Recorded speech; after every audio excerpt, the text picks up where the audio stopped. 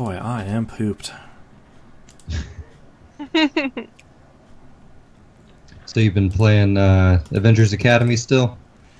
Yeah, I was feeling real great about about the Hell's Kitchen event until literally last night. I'm like, oh great, we can get Elektra, or maybe not, because she's in one of those crates, Yep. and I'm a house husband who does not have a job. So Yeah, I keep trying to remind myself that we had 7 days for this last episode, so hopefully the fact that we have to get like I don't know, 10 things this episode. right, like I do try like what not they're to doing let with it. Peggy Carter though, where I you do just too. I can't find that login screen again. So I'm yeah, hoping it just it didn't. I don't know where it went. And of course, the first day I logged in at like 11:30 at night. So I'm like, yeah. oh man, do I have to do it again like at 11:30 every night? Yeah. Doesn't Hoping sound not. good to me. I so I haven't spent any like Spider-Man was the last time I spent money on him, right? Yeah. And I didn't Yeah. break. Well, okay, I guess I did break my budget because I had been doing $100 a month, and then Spider-Man, like the last week of July, I did my $100 for August early, Okay. and then by the time Spider-Man was over, I was down to like 1,000 shards left, which means I spent way too much on Spider-Man. yeah. So That was a I kind that of was a bastard of an event though. yeah. But like I had just been ready for the next event to piss me off and to write off the game, and then the next event was easy. Like Yeah. Oh, the Squirrel Girl one. yeah, Yeah. I thought I would just get Squirrel Girl. Instead, I got her and Modoc. Yeah, I bought Phil Coulson on that too, because he was only. I'm okay with spending like $10 on a character. I can, not having a job, I feel like I can budget $10 for one character, and that was pretty fairly priced. I also bought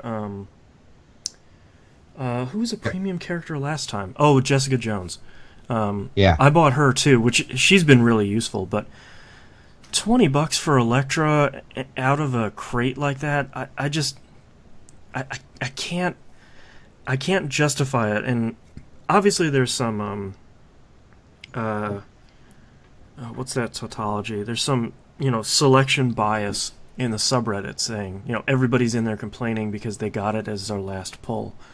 oh yeah. And everybody who got it in like 4 pulls is getting downvoted. So I don't know if it's worth like spending $10 and just trying to get her, or if it legitimately is Well, gonna be your last pull. past boxes, I got like the big prize within like usually like 4 to 10 tries, right? Yeah. And it's usually 20 try boxes. I haven't spent any money yet, so I've just been like going off of that 1,000 shards because I bought that statue, which has been really good up until I wasted my shards on trying to get Elektra and not getting her. Oh, that Hawkeye thing. Yeah, Yeah, I was debating on whether or not to buy that, and I think now it's gone. oh, that's too bad. Yeah. You see, my debate was I noticed it at lunchtime that day when it was only 250 shards. Yeah. And I was like, well, I'll decide tonight. And then I went back at night and it was like 600. I'm like, Son of a. okay. The big thing that I'm fighting with, like for this Elektra thing, is I can spend $20 for one character in Avengers Academy, or Doom was on sale for $20 the other week. And I'm sort of like putting both of those on the scales and saying, well, Doom is like a Game of the Year quality game. So yeah. I need to get back to Doom. Yeah, I was going to go buy it the other day. Someone gave me an Amazon gift card, and I was like, oh, perfect, I can go buy Doom, and now it's like $45. I'm like, come on. That's And I was like, oh, well, I need a new PS4 controller. I'll import that cool clear one. It's like $70. I was just like, I can't.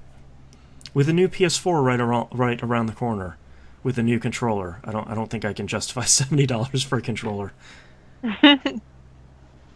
Especially when I could just buy Watch Dogs 2. Yeah, I actually have most of September off because all the games I've budgeted for like start coming out at the end of the month. Yeah, or got Kinda delayed thing. until March. Yeah. Getting closer to Persona 5, though. Inching ever Every so day. closer. Every day is closer to Persona 5. I saw the Crunchyroll is showing the Persona 5 prequel anime starting today, and I was like, I can't. What? I can't watch that. Oh no, I haven't spoiled myself on anything. I know. The only thing I've looked at is the collector's edition. So that's Yeah. only the stuff I've seen from that. That's all I know about Persona 5. Yeah.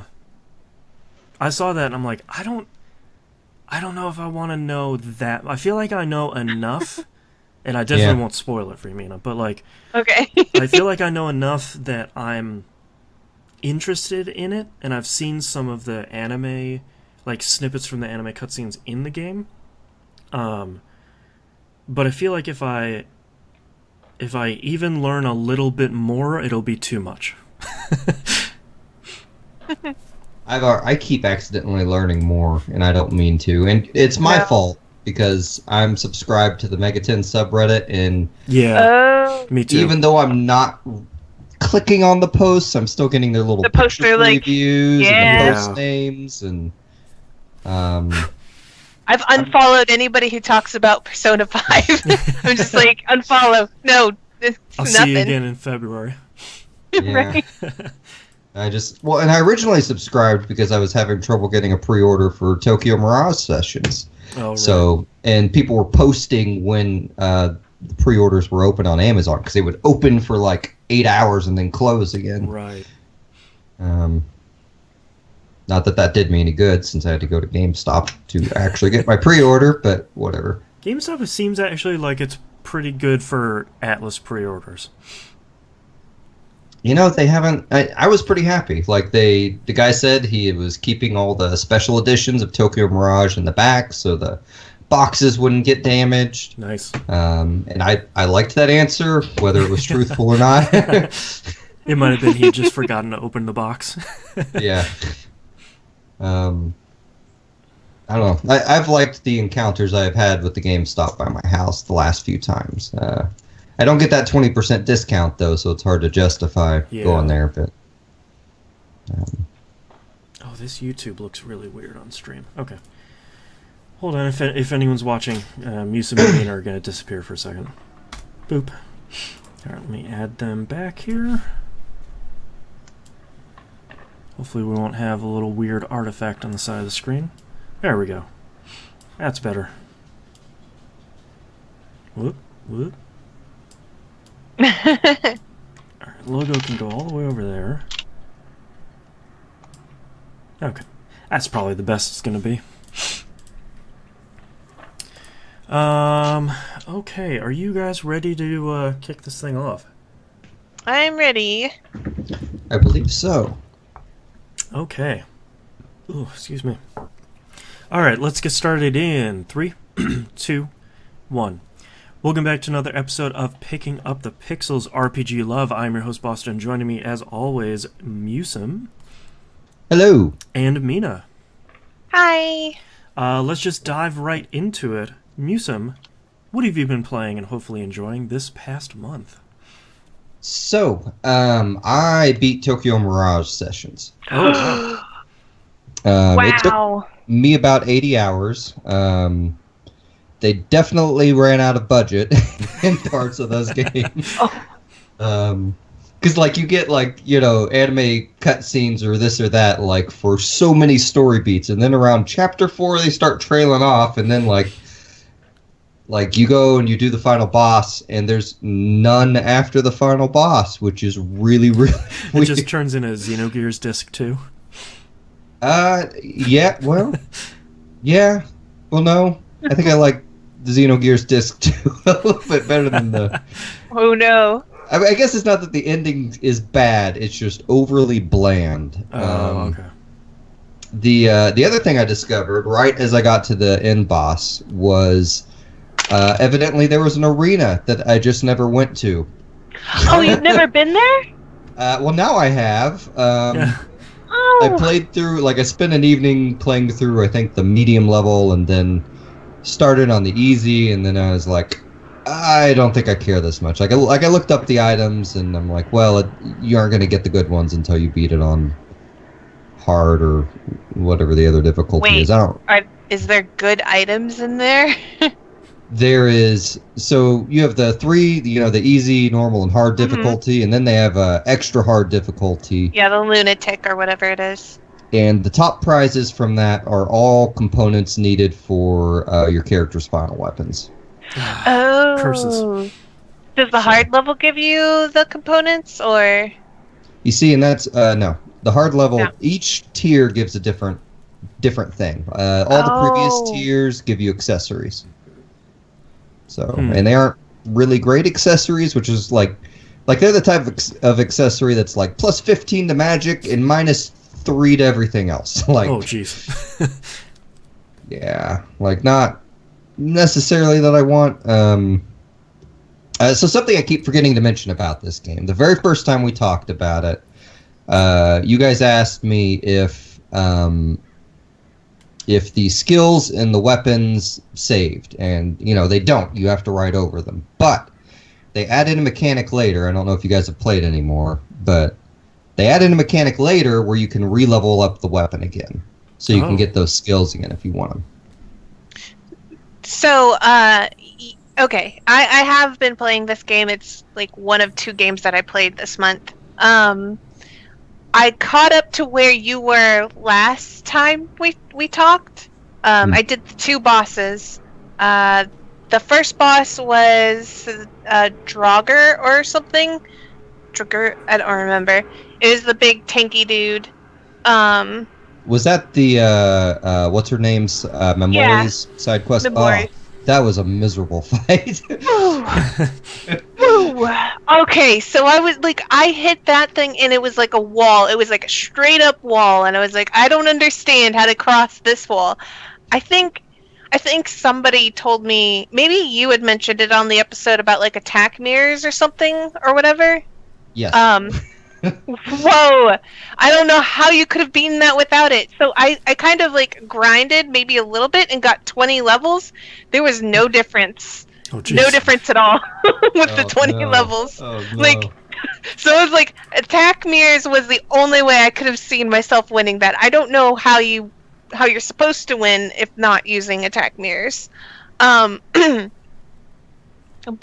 if I thought that boss was bad, if I thought that was boss, like getting to Exvius, I don't remember. Is that the boss where he has the other character multi-form? in it? Yeah. Yeah, that was pretty bad too. Pretty bad doesn't begin to explain it. So I have a couple of friends who are playing on easier difficulties, and they're like, just ignore what's his face and attack Exvius, and they're like, because he keeps healing the other dude. Because I remembered I was getting so frustrated. I spent like a good full day trying to beat that boss, and I mean I was using everything that I had, items, everything, and it was just like there has to be a way to win this, because leveling's not the answer. Leveling's not going to just give you the win.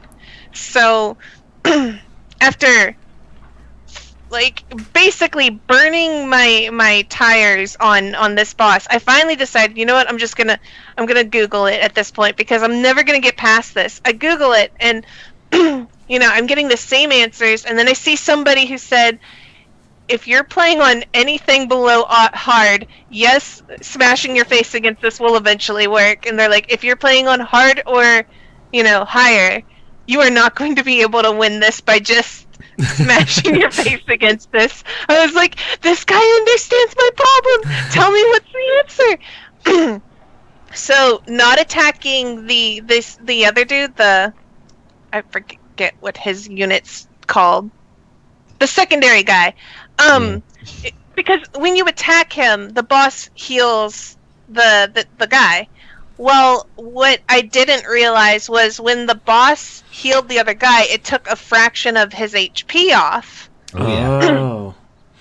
And on top of that, it wastes one of his turns, which is very important, because he, like, combined, they are hitting, like, really, really hard. So the way I won was I kept attack mirrors up because the secondary dude, the ad, or the, whatever I want to call him, not the boss, was just walking up to people and slicing them and just, like, knocking them into critical areas. And then the boss would do, like, an AoE spell, and that would just, like, send me over the edge. Additionally, he kept rotating his weaknesses around, and would cast spells based on that. And you have a bunch of characters on the field that you're trying to, like, accommodate for the weaknesses or whatever. Because when you're playing on hard difficulty, every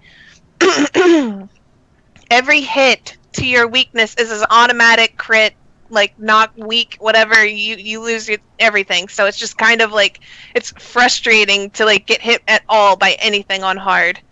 Wow.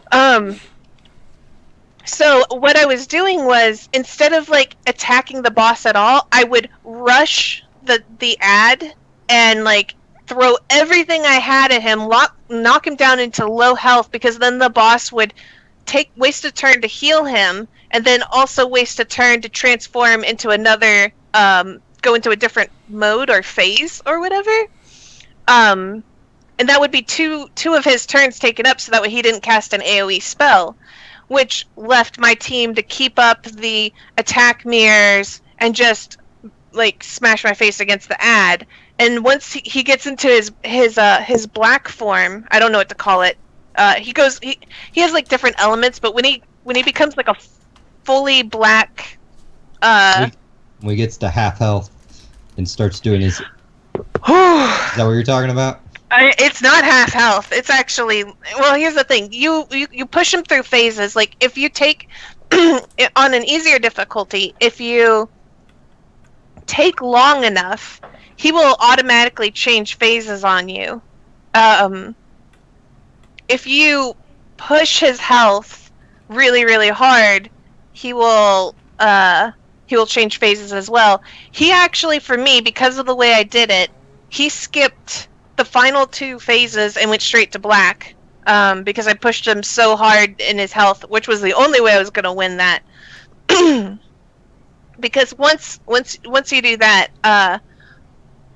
I don't know what spell he's going to cast. He could cast any sort of magic spell, which means anything could crit me and kill me, and he's going to cast 2. He's guaranteed to cast 2 magic spells. Jeez. So I put everybody on defense besides one person. So basically everybody's defending, and then the one person uses the magic mirror. And then it was just basically pray that he kills himself on his own magic mirrors, because there was no way I was going to win without that. Wow. What a boss. Yeah, It's kind of intense. What a boss. Like, I didn't have to use magic mirrors on him, but yeah, it's in my experience with him was if you kill his sidekick, who I feel like identifying who his sidekick is a story spoiler. Mm-hmm. So if you kill his sidekick, he will immediately go to his AoE elemental damage stuff. Now, I heard that was a thing that could happen, except no way did I have enough damage to kill him. I tried everything. I had a full, like, 3 Did you try Elsa? Or whatever, the blonde chick? The problem on hard mode is that, like, you have a 20% damage decrease, and the enemies have a 20% defense increase on top of a larger HP pool. Why, God, why? Oh, Lunatic apparently, or whatever the difficulty is a 50% on both ways. So, like, I was crying because I would throw everything I had at this guy and it wouldn't kill him. I had to use certain units to try and push the ad guy's health down. Like, I had to use certain ones because they comboed in the only way that I had weapons to properly combo. Wow. So, go ahead. I just say I have good news for you since you beat him. Those are the hardest bosses in the game. So, the next boss will seem difficult if you haven't got to him yet, but once you know his trick. So funny story. Funny story. I can't beat any of the side story missions at all. And I'm talking like I immediately get walled on turn 1 or 2. Immediately. Oh, no. Oh, wow. Out the gate. The one boss who does something called something mascara, no idea how to beat that boss. Zero idea. She just does like an instant kill on my entire party, and I'm like, what did I do wrong? Tell me what I did wrong so I know what I did wrong. Wow. Just give me a hint. And I then don't remember that happening at all. and then there's the other boss that has the two identical looking things that you have to bring 2 of your cast members with you to do this fight, and they have to do poses and stuff, and that fight right there is also pretty impossible. Turn 2, I'm smoked. I don't know what to do. It's just like I'm talking walls on walls of difficulty. Yeah, I don't at all, but I one shot Yeah, like I was talking to say like the difficulty. I was like, this is really hard, and they're like, listen, there is a correct way to beat all of these bosses, and you are not doing the correct way. You have to figure it out. I was like, oh my god, and they're like, if you really get tired of it, you should probably just lower the difficulty and just roll your face against them because it'll be easy. And I was like, but I feel like that's giving up. straight up, like, it's not easy on normal, to be like straightforward. It is not easy on normal. It is still a hard game. It is still a game that you have to know the strategies to the bosses, or figure them out. I thought, like, I really think Momori's side quest boss was the hardest. What's his name? Like, just big armored knight that's going to keep summoning help and keep guarding his help, so you basically just have to concentrate on him. He was easy by virtue of just once I did attack mirrors and said, you know what, forget the other guys, just focus on the boss. I was able to beat him. But and the other thing I've noticed about this game, and this is something that it took me most of the game to realize, is half of the spells you're used to relying on a Shin Megami Tensei or Persona game are useless the way this game is set up. Like, you got to start thinking in terms of, like, for certain bosses, I would actually keep equipped one of those one of those session attacks that targeted knights or targeted dragons or whatnot, just so I could guarantee myself some sort of session string on it. And and the real frustrating part is, if you haven't yet, you're pretty close to where you're going to start encountering enemies where you're going to have to pay attention to your session counter list on your skill that you choose, because someone in that list will have a skill that will heal them or not work on them and prematurely end the session. So yeah, I've already had that happen. It's oh my god. It's really tough. I still like the game, but I definitely, after I reached the point where every side quest was impossible, I was like, you know what? I need to take a week or 2 off before I dive into this, or I'm going to have to lower the difficulty, because this is really, really tough. So if you haven't realized it yet, each side character or each party member has 3 side quests. One of those side quests will not involve any bosses, at least. Possibly That's 2. delightful. So keep that in mind. Small consolation. Yeah. Well, like, the side quests are really important because they unlock ad-libs, and ad-libs, I don't know if Boston's played this game further. Okay, so I think this one's a lost cause for me, unfortunately. Ad-libs are the best. I just have no idea on the logic as to when the option for them appears for me to execute them. Ad-libs are RNG based, but they're also tied to certain types of abilities. Like, one ad-lib is tied to, like, on Kiria, one of her ad-libs is tied to, like, ice attacks. So if you do an ice attack, you're going to get her ad-lib for ice. So if you're trying to, like, force one of them to come out, you have to kind of like reuse that one over and over and over. Also, it's based upon your luck. So if you raise the character's luck higher, they have a higher chance of having an ad lib. I think the person with the lowest luck is maybe like Ellie. Yeah. Eleanor. She has terrible luck. Yeah, so you either feed her stuff for luck. Eating food also raises random luck, or not random, but it's like I think certain foods have a higher chance of getting certain people based on their preferences. So you can raise their luck like that and then have a higher chance of getting sessions out of them. Or not sessions, ad-libs out of them. So that's how that works. I figured that out. I want more ad-libs, but I can't do it because the bosses are too hard. Well, and... Oh, wait, ad-lib. I'm not even thinking of the right mechanic. I'm thinking of... Because ad-libs are they replace a session attack with a different attack. Yeah. They're random, the song and dance or... Yeah. I was thinking of the... I can't remember what they're called, but they're team-up attacks. Have you gotten to that yet? Oh, no. Okay, so that's the ones that I can't get because they're locked behind this one boss. I can't do it. I want their team attack so badly, but they Yeah. I just want it. Team-up attacks are really, really good. But it's like sometimes, I don't know, they're very random as to when they occur. And the first time it popped up, I'm like, what the hell is this? But it's pretty great. Man, well, I tell you, the from where you're at, you're actually not too far. Like, I thought they were, the game was dungeon-wise shorter than I was expecting it to be.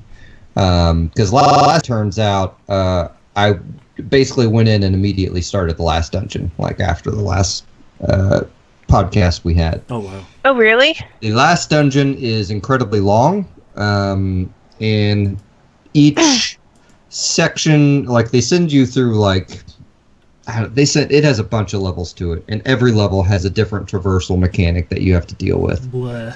And it's... Like, they really make the dungeons a pain in the butt in this game.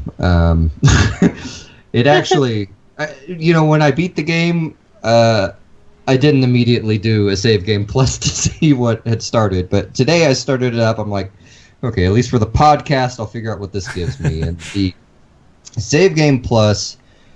one, it's customizable in terms of what you load into a new game. So, nice. I appreciated that aspect. Two, it let me start a hard game and just bring everything in. I got my full weapon inventory. Why do I never remember the name of them? Carnage. My full Carnage inventory. I carried over my stage ranks, my levels. The only thing that doesn't seem to have carried over are some of the story-based... where are they? There's Carnage, and then there's the other one. The stuff that you get from each stage rank. Yeah. Like, they give you a special ability that you can level up, and some of them are very story-based in terms of that they'll open up certain sections of a dungeon or something like that. And those appear to be gone for me, but I didn't play into the game far enough to see that table to actually know. I did, however, completely walk through the entire, like, and granted, being level 65 and having, 90% of the weapons in the game, like, even hard mode was not much there, but, and... I'll tell you, them having a shelf full of your trophies instead of just a digital trophy thing that you're trying to achieve. Feels really good. Yeah. It really makes you want to go find the rest of those trophies. But, I don't, and like, when I started the new game today, I just now figured out that when you look at your trophy shelf, you can actually go view the old music videos, which I didn't even know was a feature in the game. Do they at least clean up that little trophy area some as you add more trophies? Because that bothers me. It's such a mess over there. No, they don't clean. No, okay, that's fine. And honestly, after beating the game, I only have like 5 trophies. Like, Wow. I do not have many. And evidently, I think I got a new one when I started it because Iske's last costume you get kind of during the final boss fight, and I guess it didn't click as being in my inventory till I started the new game. I am going to be really curious though, because there's a certain boss battle that I lost, but the story kept moving on in the game that I'm pretty sure I'm going to kick that person's butt when I run into him again if I play through this. Oh yeah, I think I know. Curious to know if that changes anything. But I mean, I can't imagine it would. But anyway, I really like this game. But I really don't like crawling through the dungeons in this game, which is making me. Because all the dungeons are such a pain in the butt. Like, they're all these big puzzles that you have to juggle around and figure out how to get through. And there's a tip for the final dungeon. There is a skill that allows you to see traps. Like, when you start getting to an area that has invisible teleports in it, cast that spell, and it will save you a headache. I bet. What? So just keep in mind. I didn't need to hear that, but I did need to hear it. I just want you to use that skill and know it's there, because like I saw that skill, I'm like, why would I ever use that? Because I don't equate the word trap to warp point. Okay. Oh, Invisible trap. Is it somebody's skill? Like Yeah. Okay. Yeah. You will get a stain drake that gives it to you. I don't remember what it's called, but trying to think of any other things. I'm sure you've already paid attention to that certain weapons will give you immunities to certain things. So I know that I am going to have to use that a lot to my advantage on certain bosses. That I'm going to equip weapons that just this weapon looks lower level. I don't care because this is going to give me some sort of immunity to something this boss is doing that is really ticking me off. Well, and you have the DLC dungeons, right? I broke down and got the DLC dungeon. Oh, did you not get the special edition? No. I was kind of on the fence originally on whether I was going to get this or not, and then I started feeling like sales were going to be bad because a lot of people were stating that they weren't going to buy it because of all the quote-unquote the changes they made, censorship. Yeah, so they were like, I'm not buying it because of censorship. And I was like, well, now I feel bad that this game is not going to get sales because people are...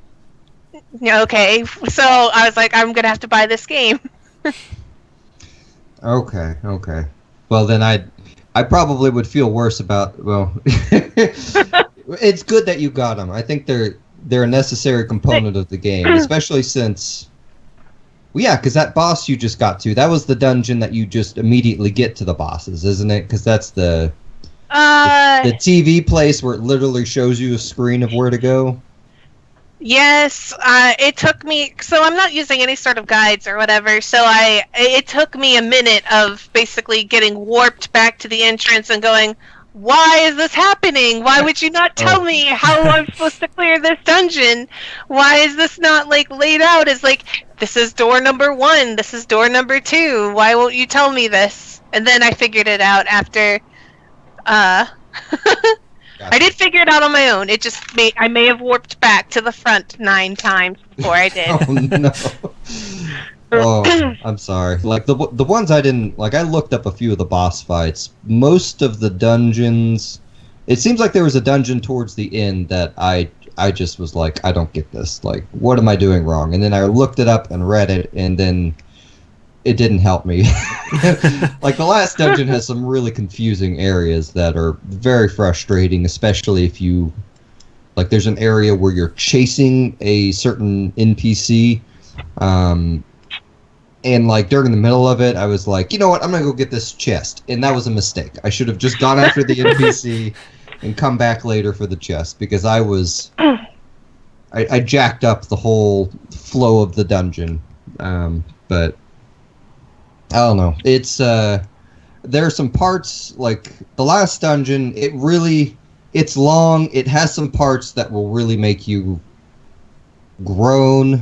Most of it is not as bad as it appears. There are a lot of bosses in it, and I want to tell you about it, but I'll hold myself back. But just know that you're going to despair on seeing some of these bosses. Just know that it's not as bad as it looks, and whatever. Okay, anything more I say is going to just completely spoil what they are. I'm very close to lowering the difficulty to normal and just saying, I'll just New Game Plus this on hard, and then if I ever really want to challenge myself, I'll do Lunatic. But I'm really close. I'm really close because I feel like a lot of these bosses are like in like a classic Fire Emblem game. There's a one answer solution to this like. The setup, and if you don't play into it correctly, you're just setting yourself up to failure. And I could be wrong, but it's just like I try like about I tried 12 different tactics 3 times each, and each one of them I get further and further from winning, and I'm just like, there's got to be a way to win. There's something I'm missing.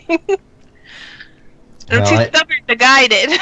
You're really close to being on top of the hill, in my opinion, and going down it. So, I don't remember the rest of the side mission bosses to give you any advice there, though. But the end boss, I'll tell you, like, he has more than one form, and I died on like his last form.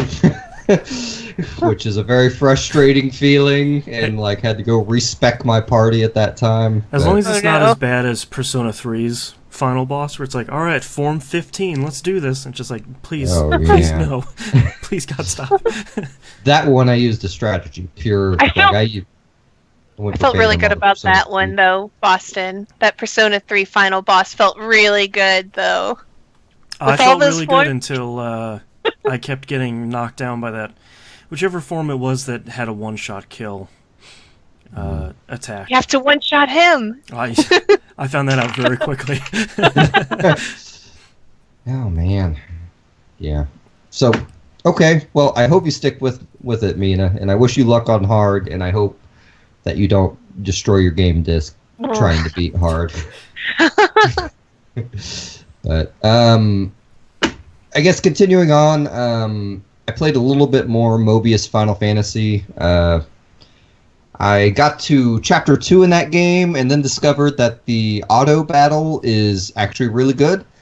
And then after playing a couple hours with the auto battle, I just stopped playing the game. Auto battle was too good. Yeah, I was doing that, and then I got enough points to get a whole new job card, right?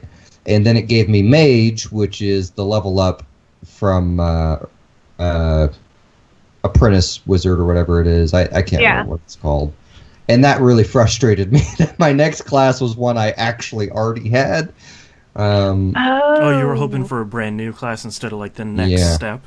That makes sense. Well, like I got a whole new card that was the second level of a card I already had. Yeah.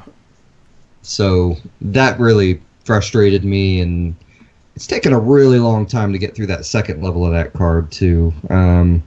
It still seems like a cool game, but at least for the time being, I'm done with it. I haven't deleted it off my phone. It's still there. I think it's good quality. There's still a chance. Yeah. Anyway, not a ton to say there. I did a stream a week or two ago where it's like, you know what, I think it's time during this year where I want to play Star Control 2 again. Ooh. So I wound up playing that for like 4 or 5 hours straight, and did really pretty well. I like Star Control 2.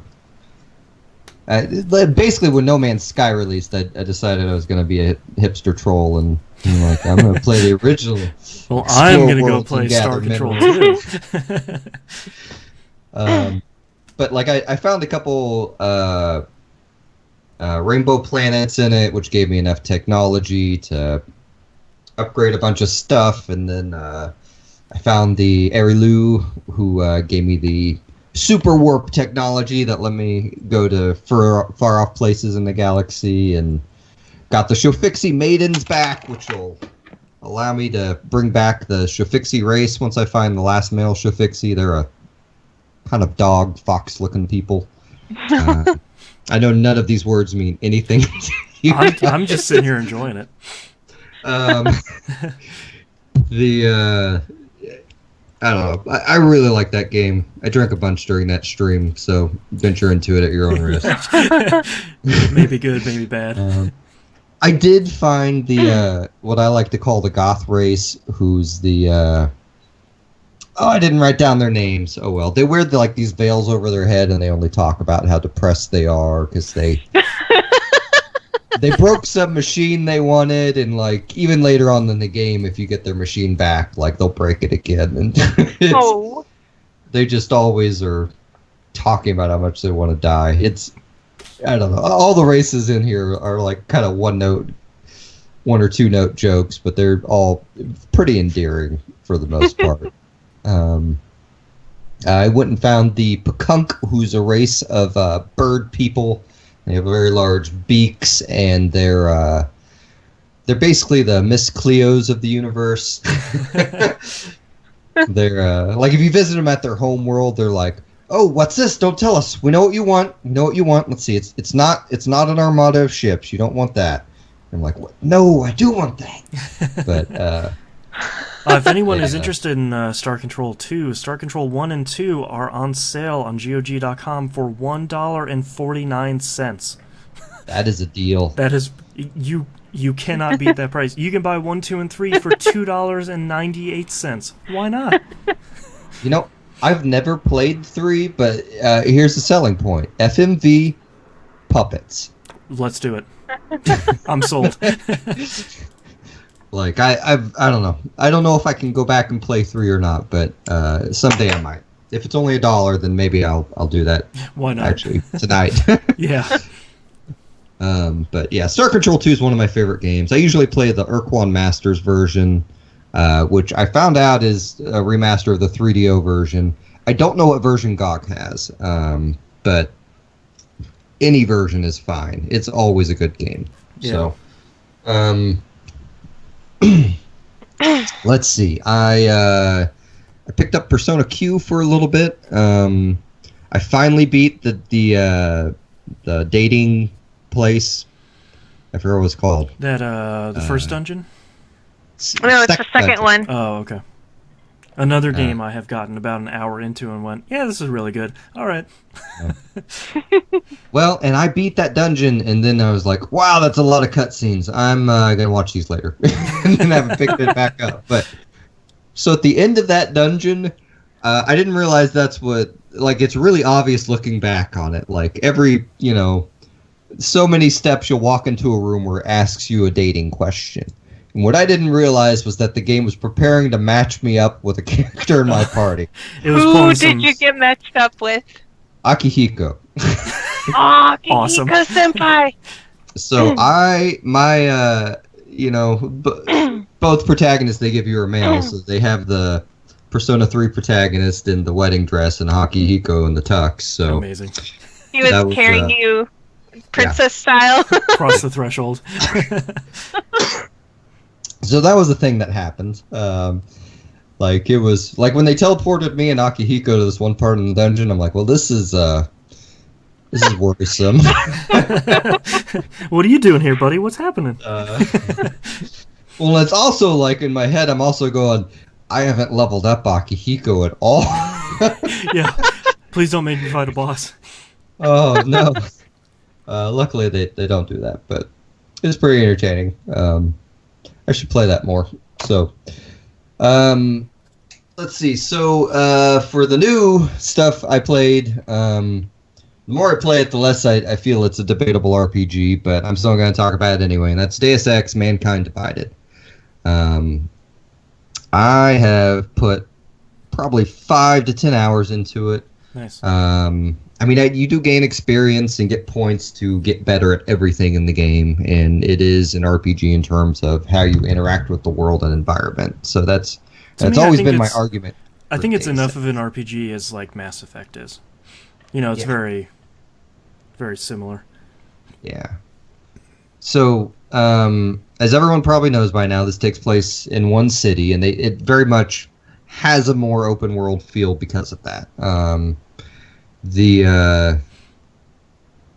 still don't like the opening mission. I don't like any of the opening missions of any Deus Ex game. I know a lot of people love to like talk up the Statue of Liberty game, but like the games have no personality until you get into a city and just start wandering around and interacting with the people there and kind of puzzling things out. The part in Human Revolution where I dip out, where I'm like, oh, I need to go explore Detroit. Well, I gotta go. You see, that's where the games get me. Like like in the first Deus Ex, it's wow, now you can go wander around New York, even though there's only like 10 people in New York. Right. Human Revolution is, here's your 20 or 30 people, and then Mankind Divided is like, wow, we have like 50 people walking through the street. Prague is so populous. Luckily, I can't actually talk to all of them, but they're all racist. Naturally. Against like those as you walk dirty by them, Augs. they're like clank. Like it's a good racist term, clank. I think. Yeah, for some bioengineering and all that. That's a pretty good. Yeah. That's a pretty good fake racist slur. Like they lean in pretty hard to this stuff. Like I didn't realize it. Like at first it was just like cops asking me at every corner for my permits, right? And getting pissed off when I had permits that qualified. Don't you know who I am? The thing that stuck out to me, and I talked about this on the carousel too, but was to get from one part of the city to the next, you take a subway station, right? And it gives you one of those scenes where like you're in Grand Theft Auto or something, where your character's just standing on the train and there are people around them doing nothing. So I decided I want to go back to an old area and just walk onto the train, right? Not really paying attention. And the whole time I'm on the train, there's this lady with her kid, and she's just like staring daggers at me. And I'm like, what is this lady's problem? I get off a train and the cop goes, wait a minute, stop, like immediately as I get off, which is unusual. Usually you gotta walk to the ticketing booth or something for them to get mad at you. And he checks my papers and he's like, okay, so fine, your papers check out, but you gotta respect the rules here. This is the natural section. You gotta go to the AUG section to ride the train. I'm like, oh wow, holy crap. And then I started noticing all these signs around the subway for AUG's section and Naturals section. That's so crazy. That is that's interesting. I'm still not a huge fan of Adam Jensen as a character. I never really have been, but because it's mostly first person, it's dealable. It's ignorable. Yeah. Like, I got this on console, too. Normally, I like to play these on PC, but I wasn't confident enough of my graphics card. Like, I'm pretty sure I could have run it at minimum, but I don't like running things at minimum if I'm going to get it on PC. Yeah.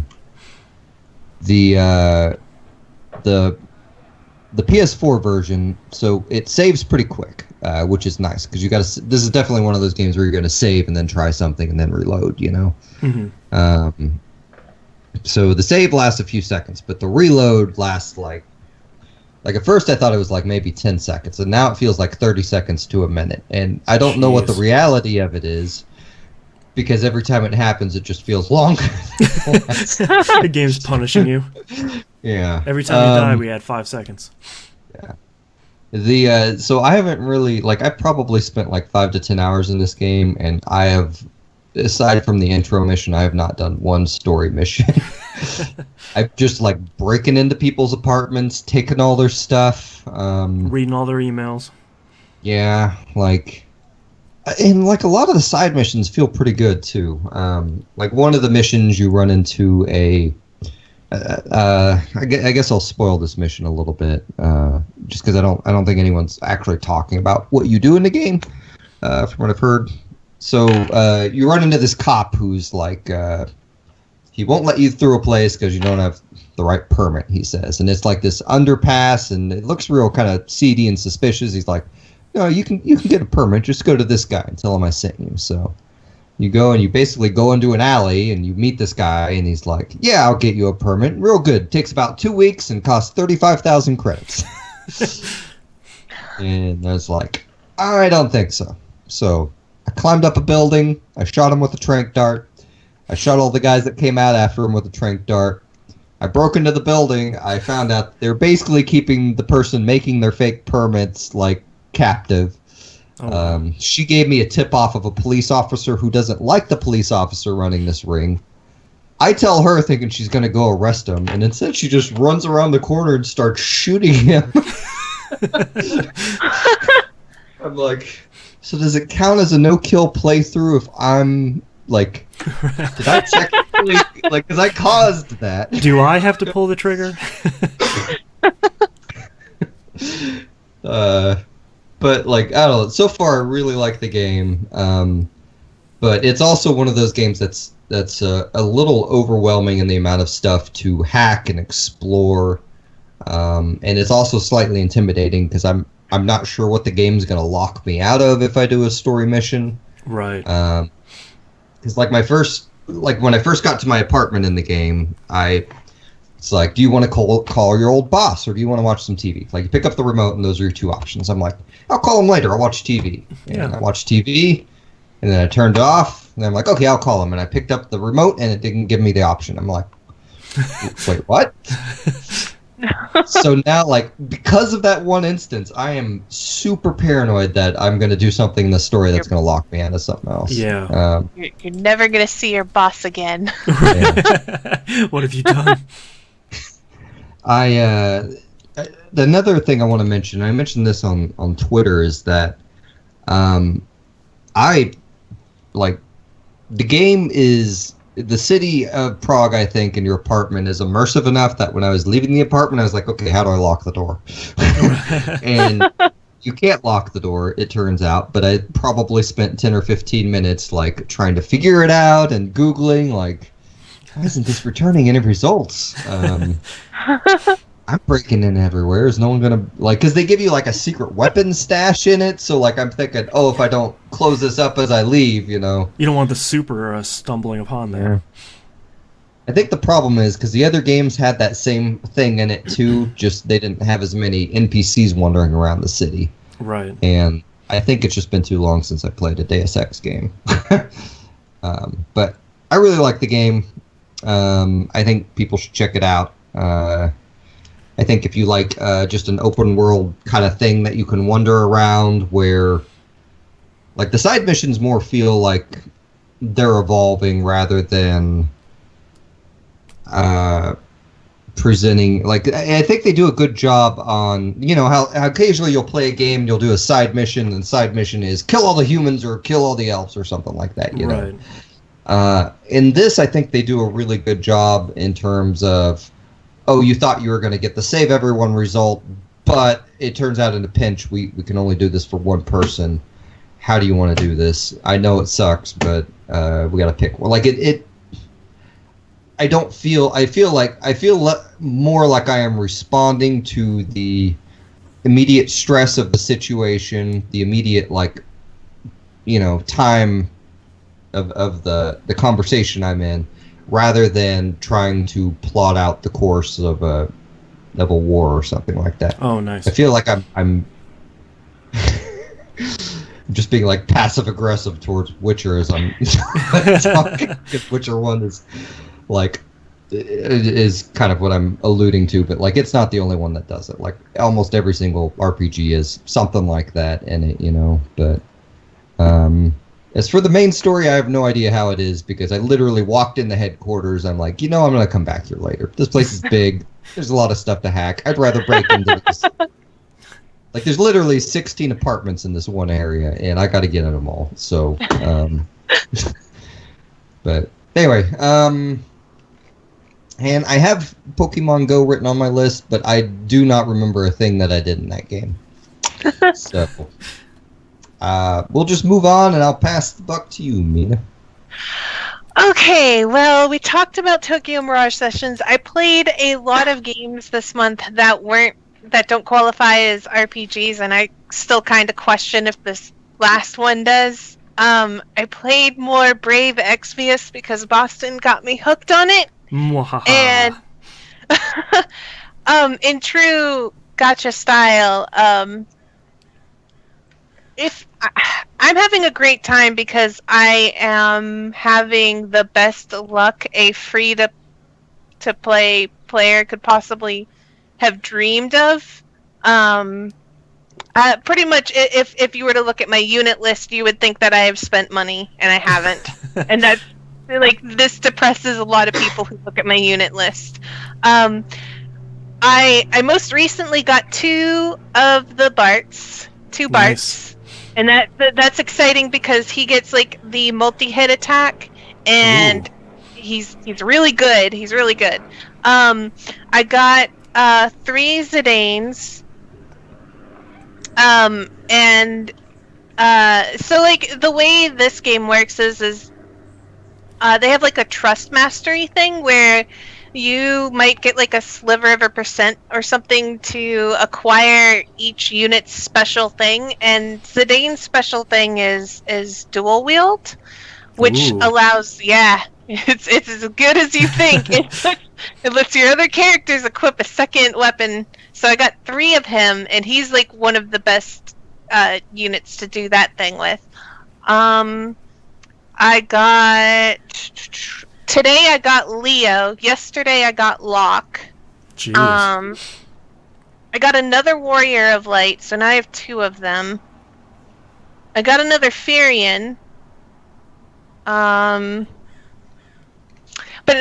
what this all boils down to is that I'm having some pretty good luck with this game, and it's making me enjoy it, and I feel bad that other people don't have that luck and aren't enjoying it. They're running an event this month that is killing me and my phone battery. I never had a game drain my phone battery this bad besides Pokemon Go. Because it's like this event where you have to craft things that you gather the materials for in the dungeons, and you craft it, and then you trade the crafted items to an NPC that has like this long list of items that are all interesting and unique.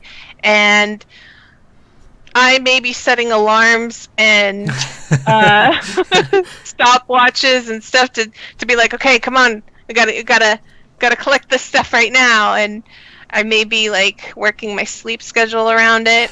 So I think this is the point where I need to really stop. But at the same time, I'm having a time with this game. So they've been pretty decent on expanding the story at a pace that's comfortable for me. And this event is definitely the best event they've had. I didn't like the other 2 events that they had prior. They had that Rod of Gravity event, which was the worst, but it was also really bad because I had bad units. Well, not bad units, but just I didn't have the units to clear the content, which made it frustrating. And kind of like the way Record Keeper was originally, I didn't have what was required to clear stuff, so it made a lot of the events kind of frustrating.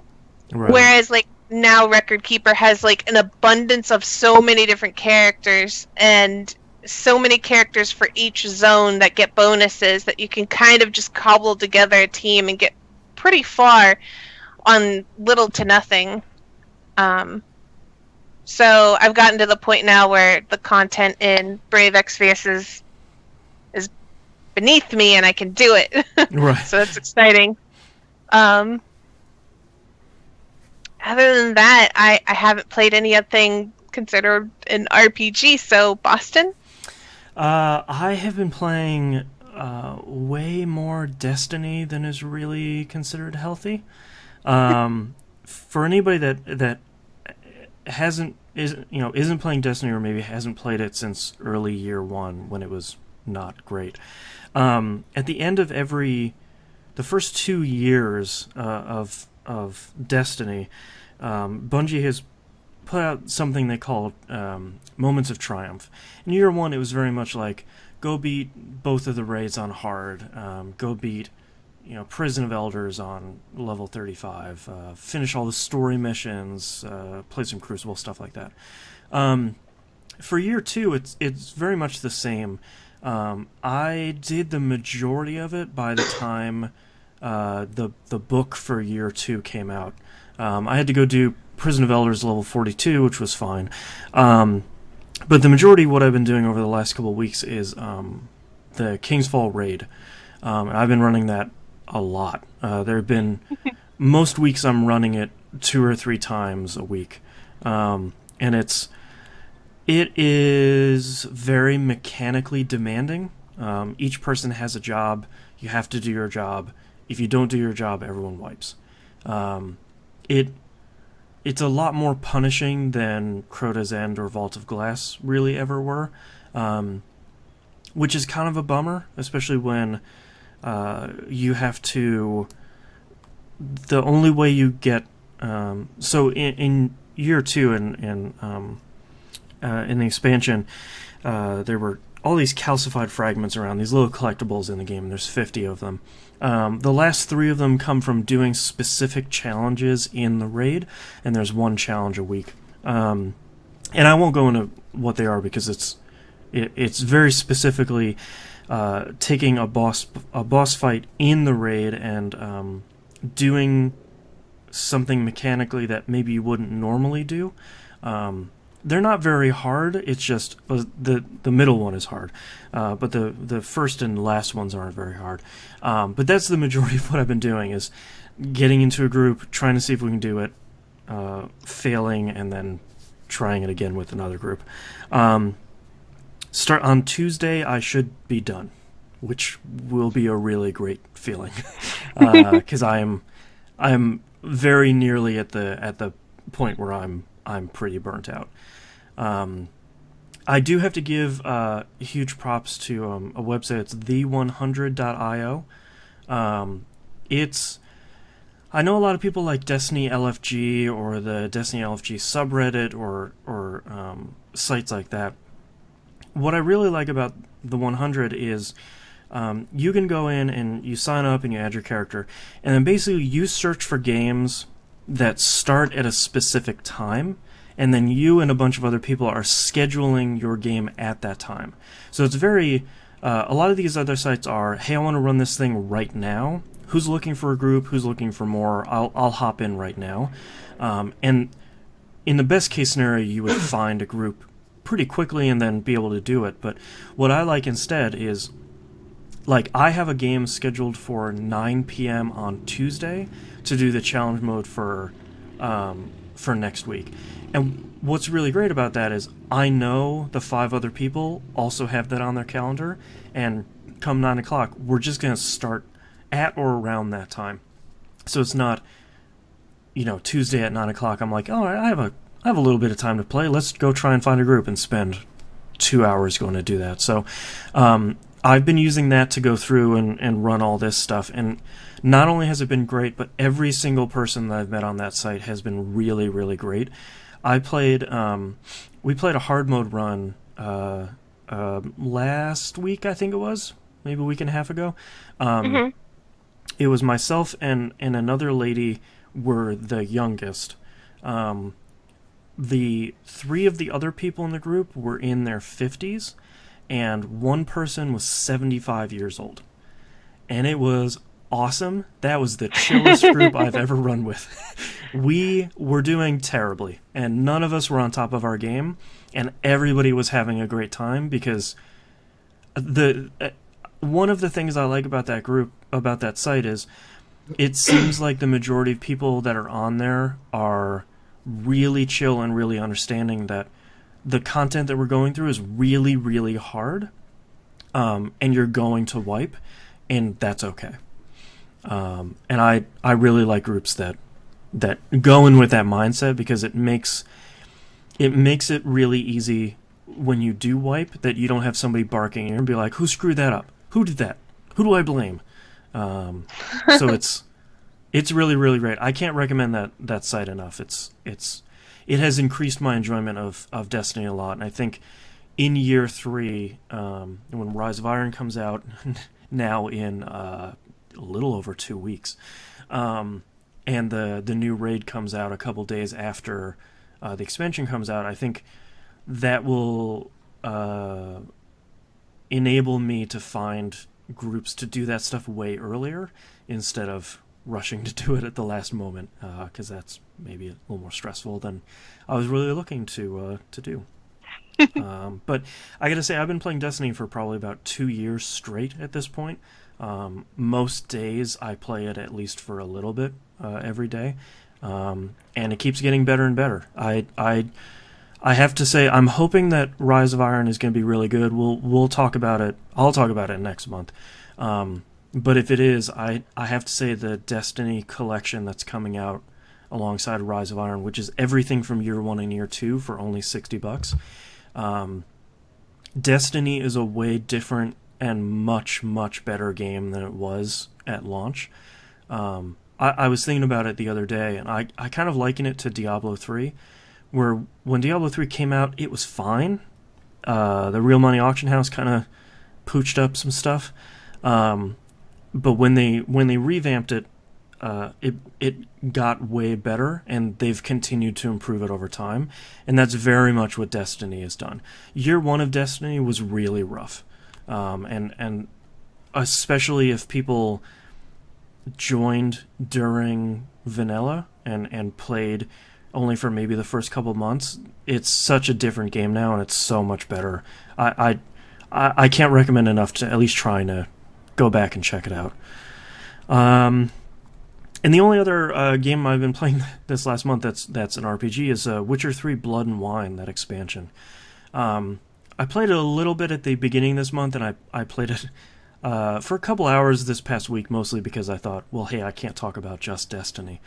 Blood and Wine is really good. I liked that the game...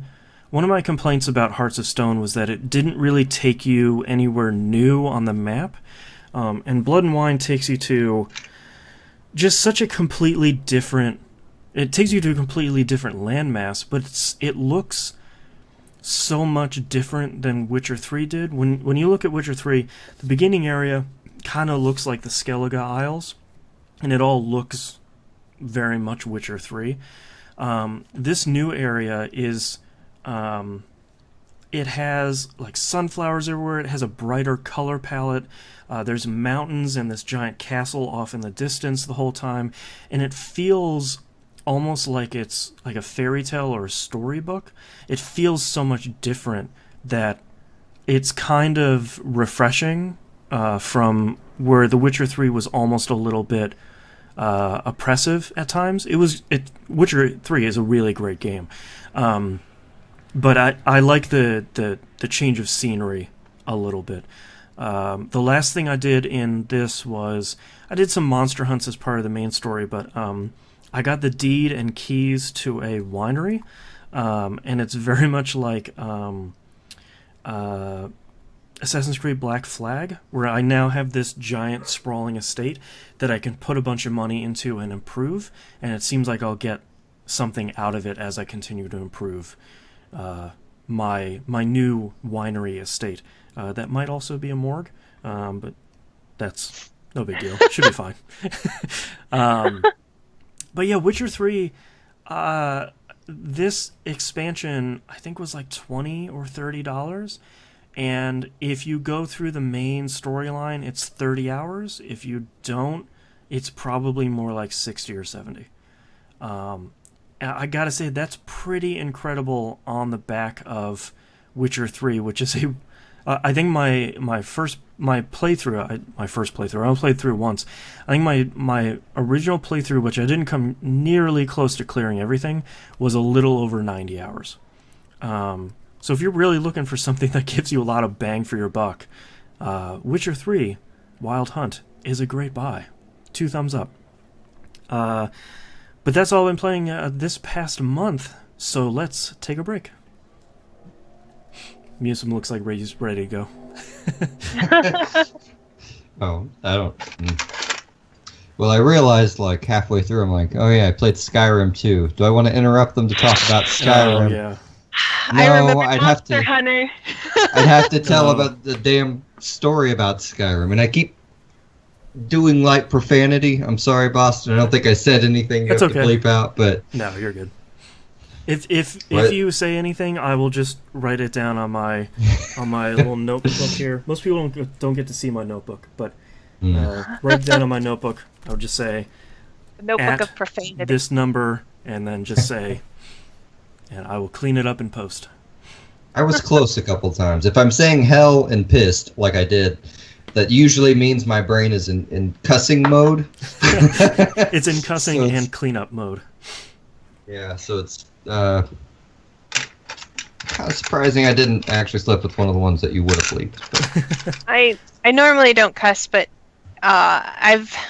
my company has become a little more vulgar, so they cuss all the time, and I've been picking up bad habits. Oh, But I don't even realize I do it when I do. I love cussing. I wholeheartedly love cussing. But I come from a very conservative Christian family, so out of courteousness to my parents, I generally don't do it around them, so I have 2 modes of talking in my head, and sometimes, like, lately they've been seeping into each other occasionally.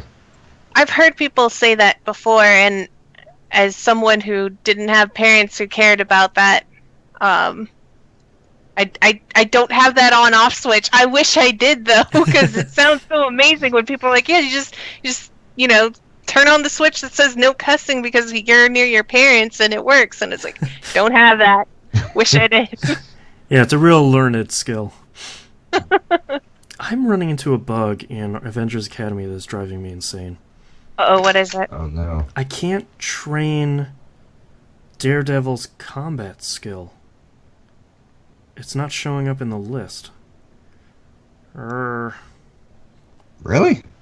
Yeah, I'm or his attack skill. I think it's because Loki is training his right now, but I should at least show up in the list and say, "Yo, you can't do that at the same time." You can. Loki trains in the kind of The punching the bag. boxing area? ring. No, he does his attack in the. Wait, well, maybe not. Maybe Yeah, I haven't. I trained saw him Loki. do that earlier, and now he's off on the punching bags. Hmm. Something weird is happening. I don't like it. Mm. And now I can't train Jessica's health skill either. I'm just gonna let that run for a while. When's the last time you deleted it and reinstalled it? Never, because I'm worried. Oh, okay. I've had to delete it and reinstall it a couple times due to glitches. Does it So, just pick back up? Yeah, they keep all your information on the servers. Nice. For the most part. Like, there's occasionally, like, there seems to be, like, some sort of temporary data during a session where if it crashes mid-session, you might lose Yeah, like it the has last few moves you made. Yeah. But I've had that happen. I've had that happen to me a lot when I go to buy shards. And, like, it tells me, congratulations, you got shards, and I clicked the awesome button, and it crashed. I'm just like, please don't. I have no money. Don't take my money. And I load back in, and I have the shards. And I was like, okay. Safe for now, game. Like, I'm going to delete it. I was gonna probably delete it if this event was garbage. And so far, it's only a little bit garbage. Episode 1 I thought was fairly kind. Like, I got Daredevil and Jessica Jones up to 2. I got sort of everything ran that out of episode stuff 1 to offered. do, which was nice. So that's I keep trying to remind myself that on this event, because right now I'm pretty freaked out on the amount of crap I have to do. Yeah. I feel like it's probably pretty manageable if we kind of stick with it. Yeah. I mean, and it is doing that nice thing where it shows you the picture of the next thing you should probably be, gearing towards getting. I like that a lot, because now I can just click on the 70s fro kung fu Falcon. You know, I can say, oh right, I'm working on red belts or whatever. Yeah. This crazy game. You guys ready to wrap this thing up? We only have one tweet and no emails, so this should go by pretty quickly.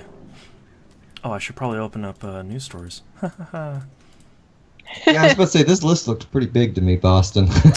Yeah, it's actually not that bad.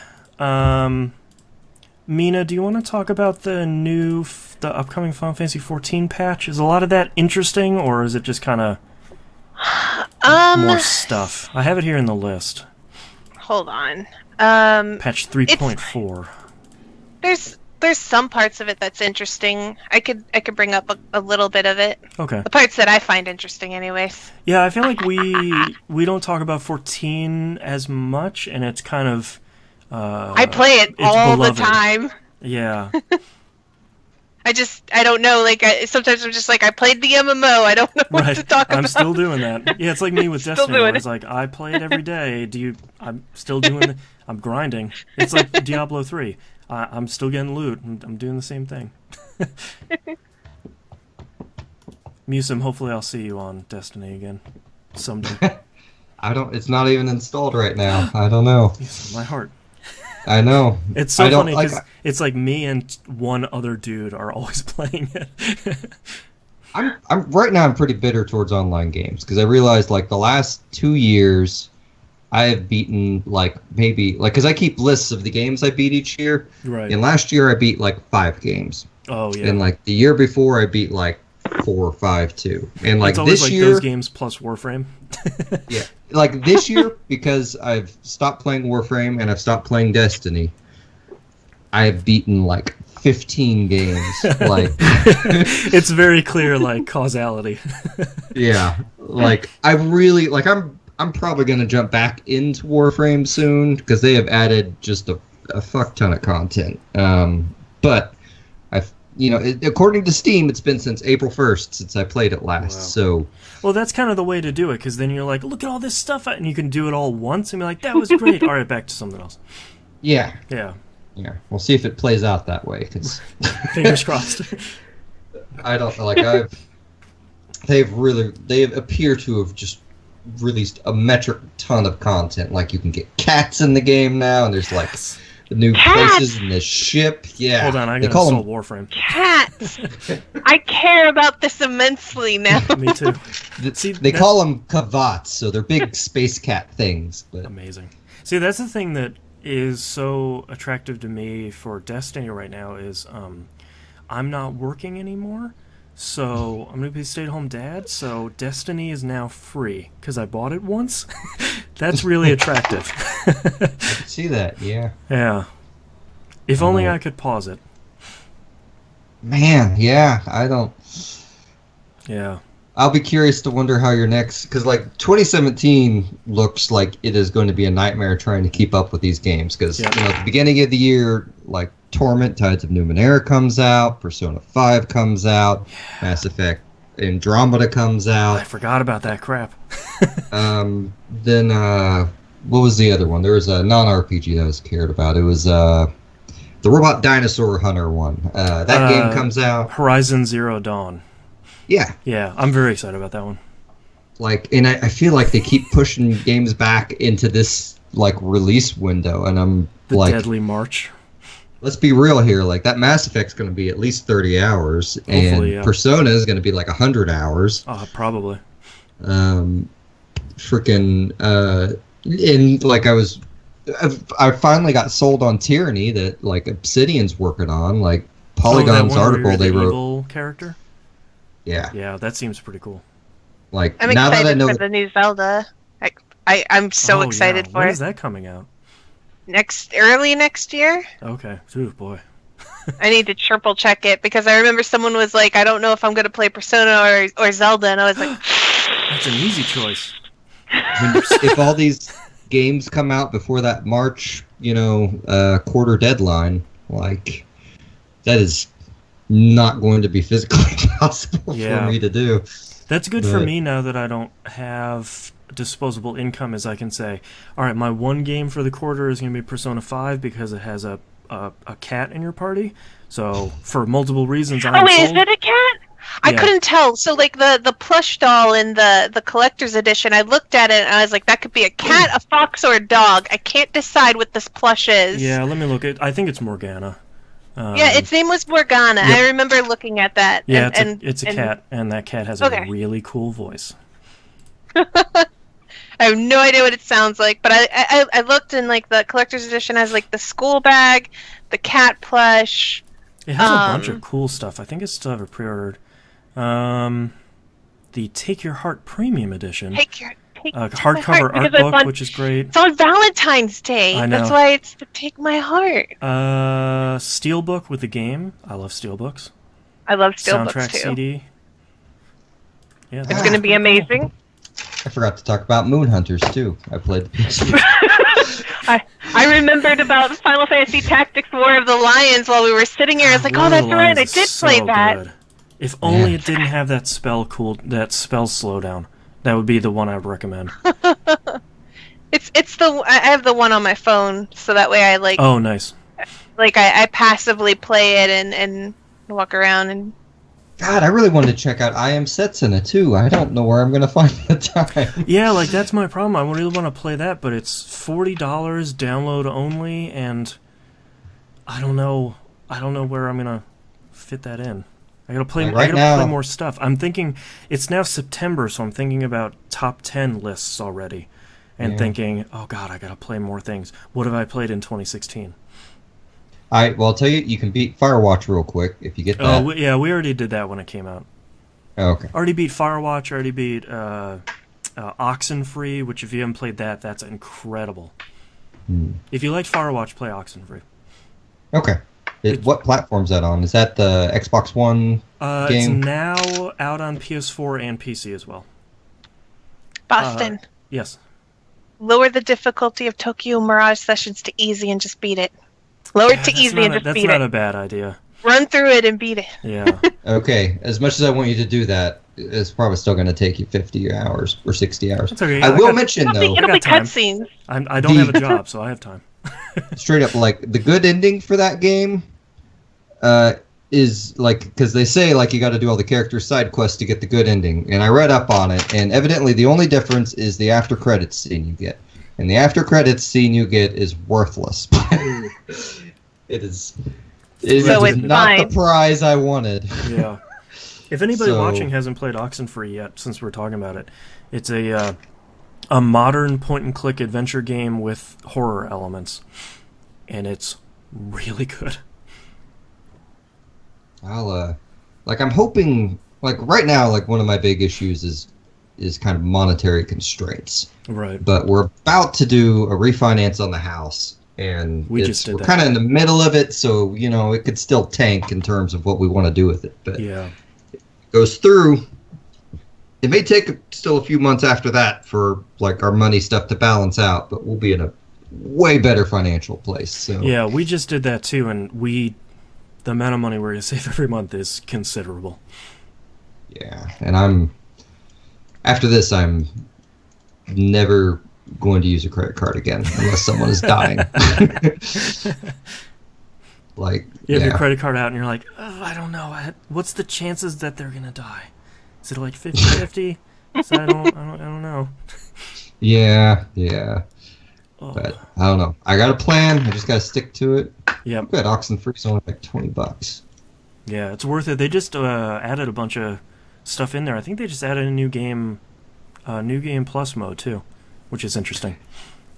I think I heard about this because this one did release originally on Xbox One. Yep, that's in my top 10 this year for sure.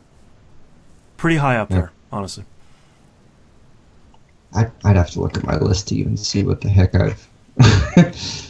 I know I've done a dozen or so games this year, at least. Yeah, I think I'm going to start getting my list together of things I've actually played. Where does my notebook start? I'll tell you one game that is January 25th, 2016. Perfect. on the nice knife's edge of me canceling is Final Fantasy 15. Yeah, I have the deluxe edition still pre-ordered. and I don't know. Like I feel like you guys will let me know on whether I need to get the game or not, and so Right. therefore I should just wait, assuming we can have a podcast Right. in December. Right. I'm not getting 7. Yeah. I've already decided. I'm The putting my remake? foot in the ground. I'm not doing it, Boston. That remake. Yeah, I need to know more before I dive in, because right now they're like, we're making changes. It's like, that could be good because 7 is Throw the a little episodic old. stuff out, or Yeah. lower the price, because I can't pay $60 for a 3 chunk. plus episodic Yeah. adventure of a game that I already owned that I can't, not for 60 a piece. Yeah, So- I whoa, would probably wait, wait for the okay. collection. I've missed something here. So one, this is due out this year. 2, did you say the episodes were $60 a piece? For now, they are. I would expect Yes. that to drop down, honestly, because they're Each talking. one is $60 Yeah, is they're- what they last said. They're talking about splitting up into like 3 pieces. Was the original plan? But now they're saying it could be more than 3 as well. I feel like when you look at something that Eidos and Square Enix did with Hitman, I think that's the right way of doing an episodic game. I think when you look at Final Fantasy VII, that my knee-jerk reaction is that's a little greedy, and that might be kind. I don't work in the industry anymore, so now I can say those things, because Square Enix isn't a trusted partner anymore. I meant to bash on them a little bit, but like the stuff they added to Deus Ex is kind of egregious. Like it's not in your face, but the stuff that is there and kind of the whole kerfuffle with the all that extra stuff you get for pre-ordering that's one-time use stuff. Like, Did you see the leak about why that happened this week? I don't know that I did. So apparently Eidos finished the game, and it was about 3 weeks off from launching, so like it was gold and everything already, and they handed it over to Square Enix, and they're like, great, here's the rest of the work you have to do to put the microtransactions in. Good luck. And they're like, the what now? I'm sorry? Oh, that sucks Yeah. real bad. Why And would they? the great part is, you know, most people are saying it's balanced so that the game is balanced enough that you don't have to use that stuff. So if you don't want to use any of it, the game is not impossible. It's much like SMT4 on 3DS, where it's like you can finish it, but this stuff might make it a little easier. So here's like my worry about it is, and granted, I've never modded a Deus Ex game, but Sure. to me, like if Deus Ex not offering, Save Game Plus typically, my instinct would be, oh, hey, let me go find a little save game editor thing and give myself a bunch of praxis points. Right, fire Now- up Cheat Engine and... Am I going to do that, and are they just going to take my game away from me? Apparently Cheat Engine works, and you can just give Okay. yourself praxis kits. So, as of so far, it seems fine. So no one's getting banned, like, because that... I hope they don't do that. That would be the I- lowest of the low. Like, that would be exceptionally terrible. Yeah. Like, for the most part, all that stuff is in a menu that you're never going to see. Like, when you get in the game, where you first get to the part where you can level up praxis points, like, they give you, like, 7 of them to distribute. So, like, it's definitely not bad. It just So it's was, not like they give you one and they're like, let's look at this menu. yeah, they don't. Got Like, $5. I didn't know that menu was there till someone told me, but I'm glad I found out that stuff was one use before I used it. Because otherwise I would have been kind of ticked off. But Yeah. it's it's just disconcerting to me that Square Enix would kind of stick their fingers in their Western developers' games. Like Right, that. especially when you look at the previous Deus Ex and you look at Hitman, and they've been good. You know, there was nothing really wrong with them. So, yeah, I'm right there with you, Mina. I feel like it's in our best interest to wait for the Final Fantasy VII Remake Complete Collection that will hopefully eventually come on one disc, and we will know the as soon as that first episode comes out, someone will have it on YouTube, and it's like, here's the entire episode Yeah. And someone on Reddit will immediately have a bullet point list of, okay, at this point this character used to say this thing, now they say this thing. Their portrait used to have 3 strands of hair here, and this now it has 5. It's gonna be people are gonna be so obsessive about every little thing that they changed that I feel like pretty quickly we'll know whether or not this is a thing that we're interested in. So don't pre-order Final Fantasy VII Remake. Yeah, no, and I guess my hesitation on 7 also is making me hesitant on 15, where I kind of want to see the week 1 response to it right before I throw my money at it as well, because I've been bitten so many times by Square. Yeah. Like more than the average person, that I'm kind of like, let me wait for somebody to do this first. Yeah, I almost want to see the week 3 response, because week 1 will be like, ugh, there's a 15th Final Fantasy. I want to get past that. I want to get to the people who are still there, like playing it week 3, and they're like, look, it's good.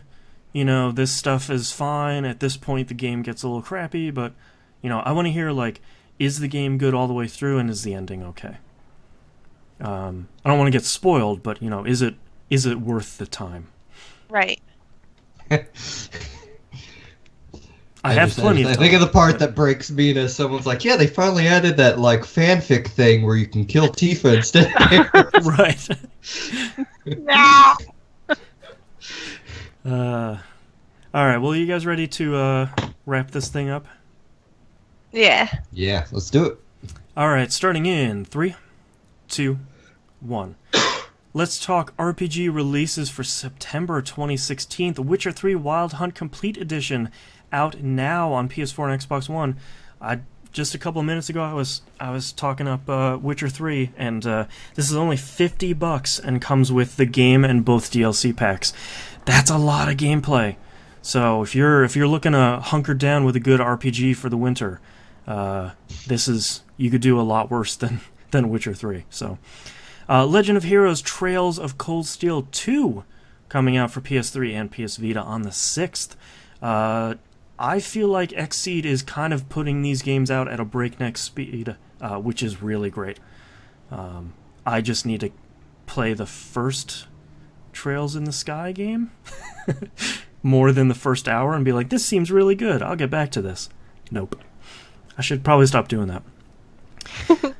Divinity Original Sin 2 hits Steam Early Access on the 15th. Musum, did you back this? I did. Okay. I don't have early access backing to it, though, so that was something they decided after they did the Kickstarters, and I haven't really been paying too much attention to their notifications.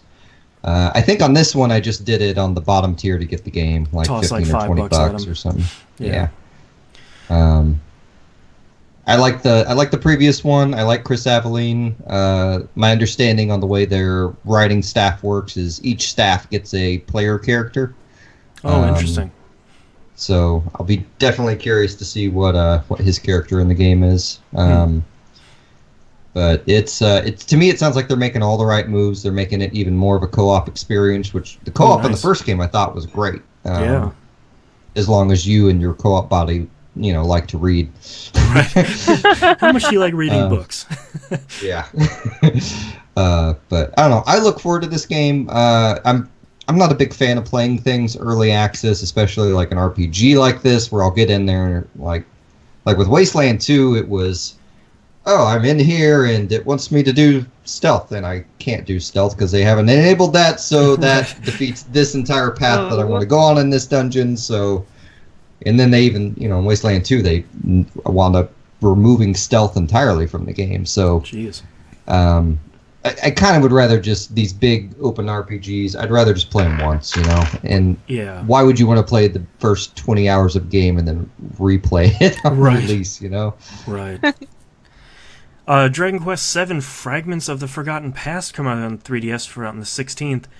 If you're looking for another RPG to hunker down with, apparently this thing is about 120 hours legitimately, so, you can hibernate with that guy. Shin Megami Shin Megami Tensei 4 Apocalypse comes out on 3DS on the 20th. I would really like to play this game because the first SMT4 was really good. I haven't heard too much about this when it launched in Japan other than, yeah, it's still SMT4 and that was good, so this is good. So I'm really curious to see how this, because I know some of the characters from 4 are in it, and I'm not really clear on if this is a prequel happening at the same time or a sequel. So I believe it's a sequel. Okay. Ish. I know the main guy, like, for some reason his character design reminds me a little bit of the Demi-Fiend from Nocturne. Yeah, it seems like they're trying to evoke some of that. I think I'm most excited about having some of the old SMT protagonists in the party, though. But I know that's just a DLC mission, so I'm curbing my expectations for them only to be in that mission. If only for a little bit. Yeah. Darkest Dungeon comes out on PS4 and Vita on the 27th. That might be where I pick this thing up. It's really good. I'm curious to see how it controls on the PS4. I know that was a fairly mouse-driven game, so I'm curious to see how they sort of meld that around the controller. It could definitely be done, but I'd be curious to see how wieldy or unwieldy it is. I think that thing will be fine. Yeah. Because I don't think there's a huge... Because it's really more character management than inventory management, I think. Yeah. But that's a great game, and I don't know that everyone should play it, but if you want a big ball of stress in your life that with the best narrator you will ever hear. Yeah, this side of Bastion. Pretty much. Yeah. And last but certainly not least, XCOM 2 comes out on consoles, PS4 and Xbox One on the 27th. I wish that was reviewed as well as the first one was, because I probably would have played it at this point, but I will probably skip that and hope that XCOM 3 is a little better. Let's move to news stories. Persona 5 finally dated in Europe. Everybody can rejoice. It will debut at the same time as the US. This is incredible. Usually they would have gotten it a year and a half after. Poor Europeans would get a year and a half after we've had it. And we're like, oh, Persona 5, please, we're on Persona 7 now. But thankfully... Do we know who's... What's that? Do we know who's distributing it in Europe? Deep Silver. Okay. Atlas dropped... Sega? Atlas dropped somebody in Europe. And they dropped... Nippon Ichi, didn't they? NIS? Maybe that was it, yeah. I don't remember, because it happened a while ago. Because Sega owns Atlas at this point. Right, so it must have been Sega dropping. They dropped whoever their previous one was and said, hey, look, this isn't working out. We're going to go a different path. And they surprisingly announced Deep Silver, which isn't the biggest publishing house, but I think a lot of people are much, much happier when Deep Silver came out, and they're like, yeah, man, we're just going to do day and date. How's that work? I think everyone said, that works out really well. Thank you very much. Deep Silver did the physical goods for the Wasteland 2 Kickstarter. Oh, nice. They, granted, almost no Kickstarter gets you the physical goods day and date, but Deep Silver did get it to me, within a month or so after release, which was pretty decent. And I was happy with the product when I got it. So, I actually had one Kickstarter, and it's the last Kickstarter I thought that would get me stuff way early, and it was the Toe Jam and Earl game. About a month after the Kickstarter was done, I had my mug and my sweatshirt and my vinyl characters, and I had everything. Like, they had to manufacture a considerable amount of stuff, and I had all that stuff within my hands within a month. Wow. That was incredible. This never happened for me. And it's always a year or two later. And I just got my T-shirt from the Amplitude one. So that's what I usually expect. Next news story, Dragon Quest VIII for the 3DS officially delayed to 2017. That's okay. That gives you plenty of time to finish Dragon Quest VII and then move on to Dragon Quest VIII, which is an incredible game. If you have not played Dragon Quest VIII, came out on PS2. It's one of Level 5's best RPGs, and that's kind of saying something. I'm hoping it makes the transition over to 3DS pretty much intact. If it does, then I will wholeheartedly recommend that game. That's a hell of a Dragon Quest game. I don't know if I was about to say I have the PS2 version and the one that's on the phone. Oh right, I forgot it came out there. Yeah, I hope that they include all of the voice acting in the 3DS one if it's possible. I don't know what sort of space requirements we're talking about, but they couldn't do that with the phone. Oh no. And some of the I know some people hate the voice acting, but I really love that exaggerated voice acting. Or blimey. Yeah, that voice acting was really good. Yeah. Yeah, hopefully that would be kind of a shame if they didn't. I could definitely understand for the phone version. I could sort of understand for the 3DS version, but man, Bravely Second had a lot of voice acting in it, so fingers crossed. Yeah. Next news story: Titan Quest, surprisingly in the news again, gets a massive free update for its 10th anniversary. Titan Quest is an incredible action RPG, much in the vein of the Diablo series, and it's kind of Roman and Greek inspired. Really, really, really good.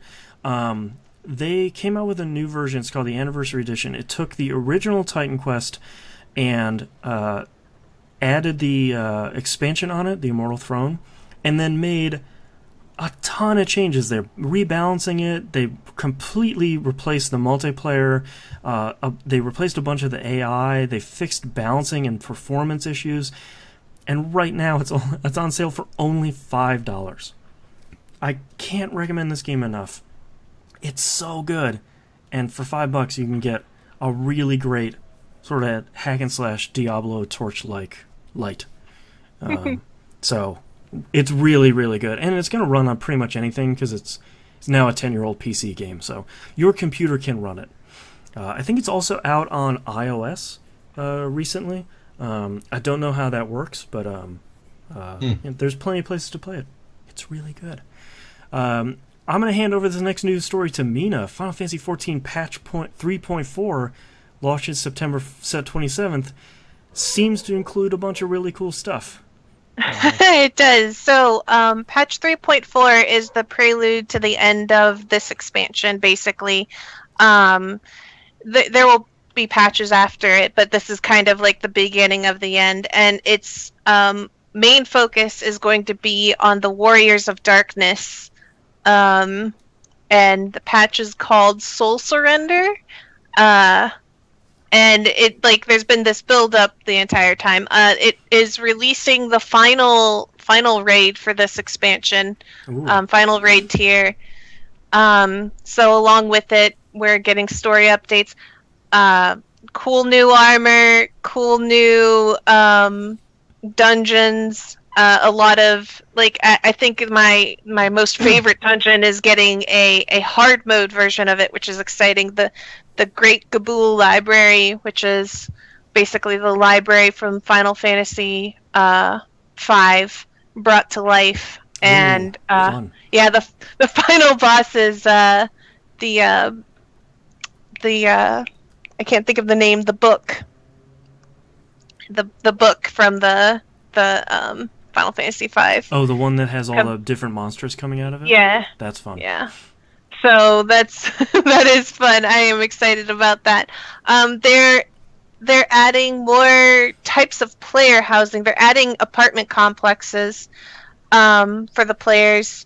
That's the part that I read and I was sort of like, well, that sounds pretty cool. Well, so every and I think if you think about it from a World of Warcraft point of view, everybody has their own hub house or whatever the thing is called. I can't think of what it's called, the Bastion or whatever. Garrison, I think. The Garrison, that's it. Okay. So everybody has that. In 14, there's limited plots, so limited amount of people can get these houses, and on top of that, the guilds can buy these plots as well. So there's limited spaces, and If you're like somebody who didn't immediately grab a house or didn't have the funds to buy these expensive plots, you probably are just part of the group of people who just sit there and look at all the people who have all the cool stuff and wish you had a house. Right. So all the wonderful mansions.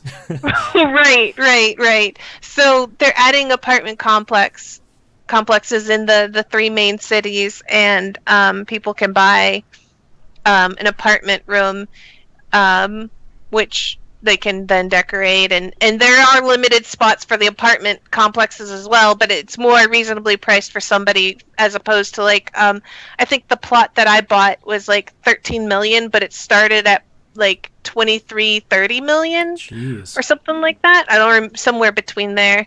And I had a medium-sized house compared to like some of the more expensive houses. So that's exciting for a lot of people.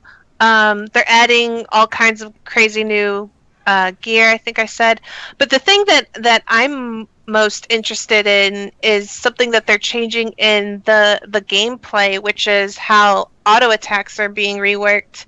I know this means like nothing to a lot of people, but it's huge because before, when you were in combat, you had to be facing the monster to actually fight the monster, which sounds sensible. Right. But if the monster like moved out of the way and you were about to queue up your auto attack, but the monster moved to the right or somewhere else, you would lose that auto attack. Or if you had to run away or turn away from the enemy or something like that, so you'd lose auto attacks, and this would lower the amount of damage you put in the game. For example, if there's like some sort of mechanic going on very close to the boss that requires you to turn away or back off or whatever, the people who had to fight up close would lose out on DPS, where somebody like me who's standing very, very far away, I could cast a spell and I don't need to worry about that mechanic, so my DPS would go up. Additionally, if the monster was running around like across the field and I was casting a spell, if the monster moved out of my line of sight, I would lose out on DPS. The change that they're doing to the attacks now is that they're removing the need to face the enemy. Oh, wow. You don't need to face your target. So as long as you're within the hitbox of where you need to do your attack, it's going to count as the attack. It will go off there, and like you didn't need to face. It's huge. It's huge. Yeah. It will raise so many people's DPS. It changes how I play my own class. So, in short, it's just like a really, it's a surprising change for me to the battle system, and I like it, but I know it's going to probably be a little weird at first, because since you don't actually have to face the mechanics, well, you don't have to face the boss, mechanics are going to be a little odd. Yeah. But it's interesting. And I think that's all of the notable changes. That's a lot of stuff, though. Yeah. All right, well, let's move on to the next Final Fantasy game, Final Fantasy 15. The worldwide launch officially delayed to November 29th.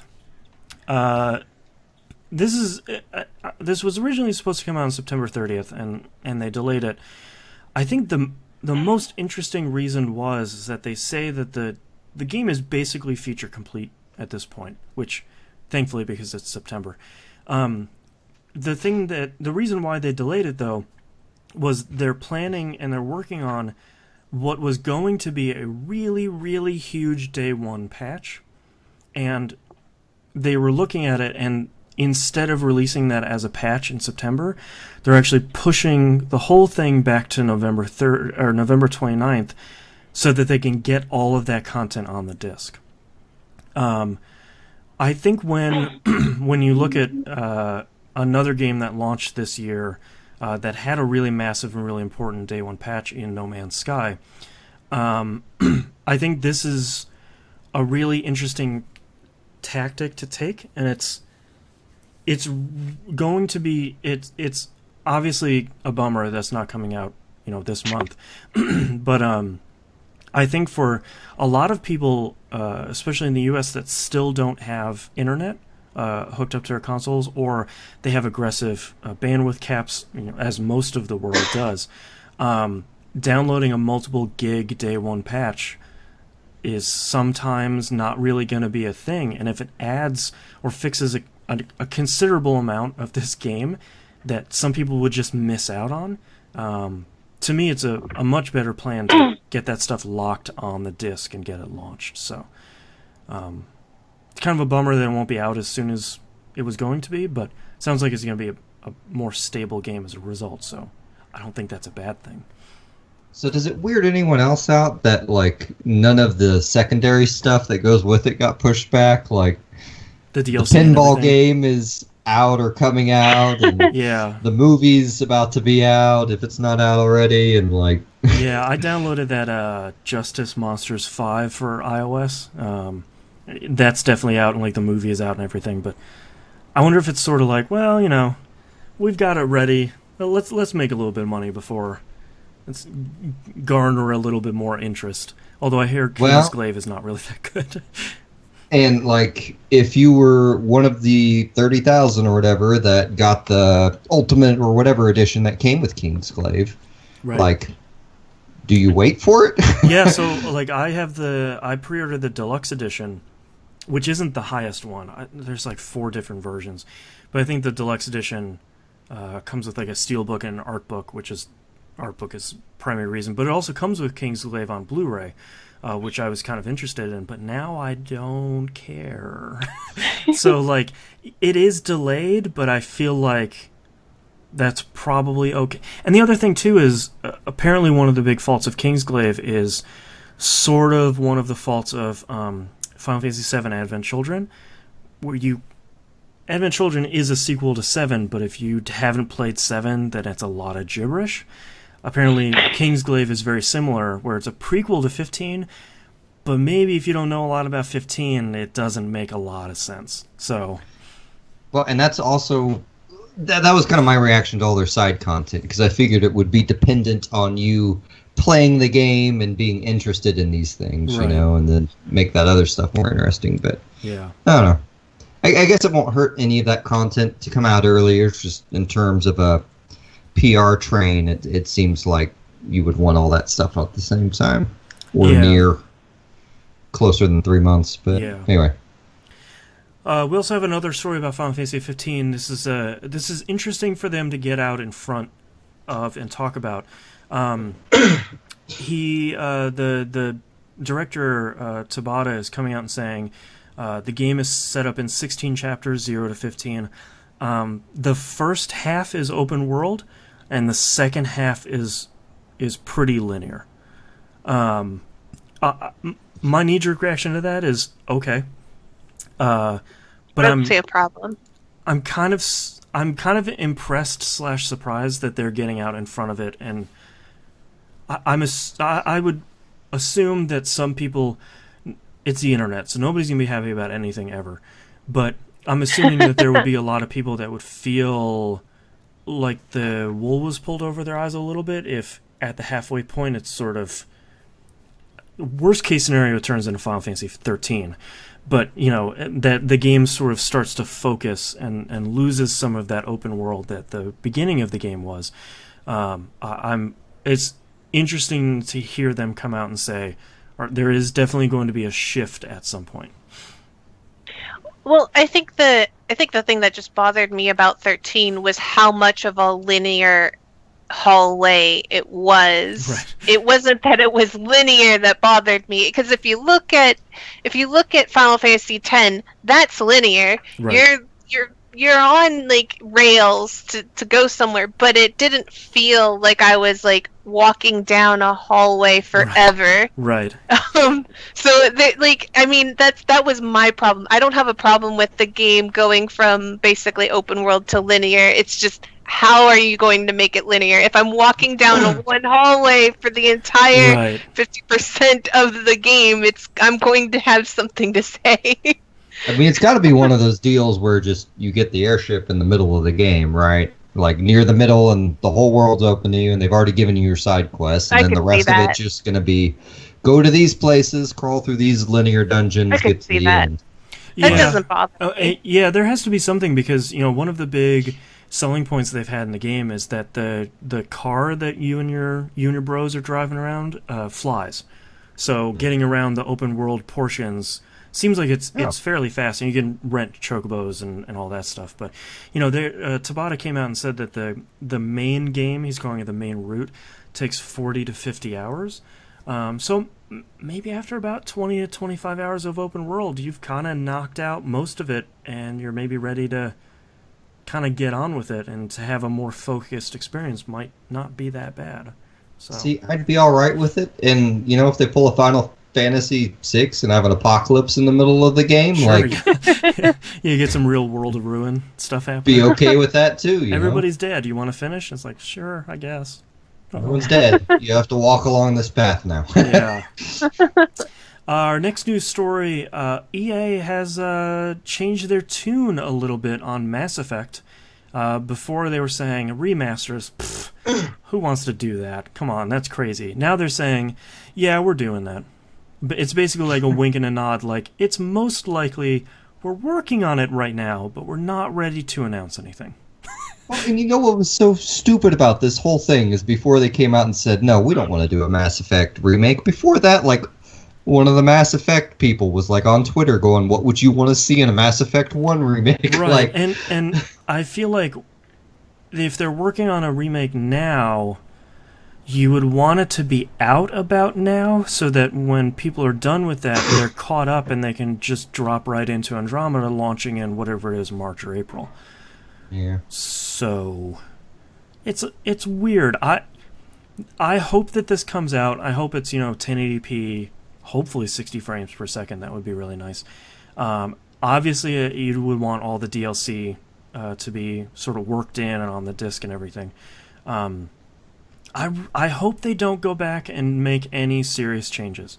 Mass Effect 1 is kind of a little old and a little rough now, but I feel like if you go in there and you put like Mass Effect 3 shooting in there or something like that, or like put a Paragon Renegade system in there like Mass Effect 2, I feel like that would kind of change that game. I don't want to say ruin, but it would change that game pretty significally, and I'm not... They could remove the Mako.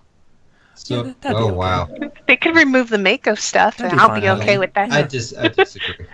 Except for the moon, because I wanna land on the moon and see the Earth and be like, oh, That's fine. That's You know what? fine. I'll compromise. Okay. They take away the Mako story missions, but they keep the Mako in exploration on the planets. I could be That's okay with fine. that. Yeah. I don't like the story missions with them. Like, that thing drove me batty. So, Yeah. here's Controlled that poorly.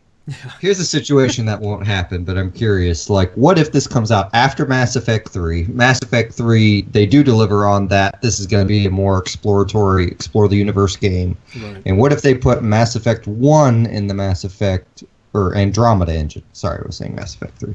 Oh, like they just ported over to Frostbite, I think the engine is? Yeah. That would be interesting and a really good-looking game. I would like to wander around the Citadel in that engine. Yeah. I mean, it'd be a completely different game than 1, but Sure. I don't know. Yeah, That seems like it'd take too many resources to do, but... Yeah, I would almost be okay if they changed all of them. I don't really want them to say, well, Mass Effect 3 had the shooting we loved and had all the stuff we loved, so let's just backport all those systems. But, I talked about it on TVGP, and it's sort of, when you start getting in there and really starting to mess with some of those systems, I feel like that's kind of a house of cards. So you don't want to poke at it too much. You might put another layer on top saying like, well, it's 1080p 60 frames, it has all the DLC. House of Cards is still stable. But once you start being like, well, the shooting could, the heat sinks, I don't know. You start playing with fire a little bit there. I'd really like some better inventory management. Oh god, yeah. Because that was the worst part about 1. Yeah. To me, I at forgot least. about that. But anyway. Yeah. Last but not least, our news stories here. Continuing on my Destiny train, Destiny is finally getting private PvP matches with Rise of Iron. So basically, this is you and your friends can set up private PvP matches with any of the modifiers you would like on any of the maps they've released, including the ones that they have pulled out of PvP, which is surprising. This is pretty interesting. The thing that's really important is you don't have to have Rise of Iron to get private matches. It will be coming in the Rise of Iron patch, and it sounds like if you have any version of Destiny, you can play it. You obviously won't have all the maps, but I think that's pretty interesting. When this comes out... Oh, go ahead. Is the reward pool for private matches going to be the same? When's the last time you played Destiny? Like the second or third DLC, okay, a very long time ago. It's a very different system now, so that's not really in the mix. Oh, okay. Yeah, I think I don't think there will be any drops after matches, just to make people farming stuff. The only thing you could probably farm would be strange coins, and that doesn't really matter much at the moment. So, yeah, I don't know if that'll really be a thing. I do have to say though that probably not the day that this comes out, but probably the week after Rise of Iron comes out, I will be running private matches for the TVGP and PUP community, and we will try and do that every week, and we'll figure out how we want to do that. But if you want to shoot me in the digital face, you can do so. Find me on PSN and Janston. We'll probably just be doing it on PS4. If someone wants to pick it up and do that on Xbox One, that would be fantastic. Hit me up on the forums or shoot me an email or something. I will promote that. But that's all of our emails. We don't have any... No, that's all of our news stories. We don't have any emails, but we do have one tweet from Arvis Jagmar. He says, all I've been playing for weeks is Stardew Valley, 130 hours and counting. Will Pup play this? Have you already played? I think, Mina, you played that, right? Yes, I love it. It's coming out to love console it so soon, much. too.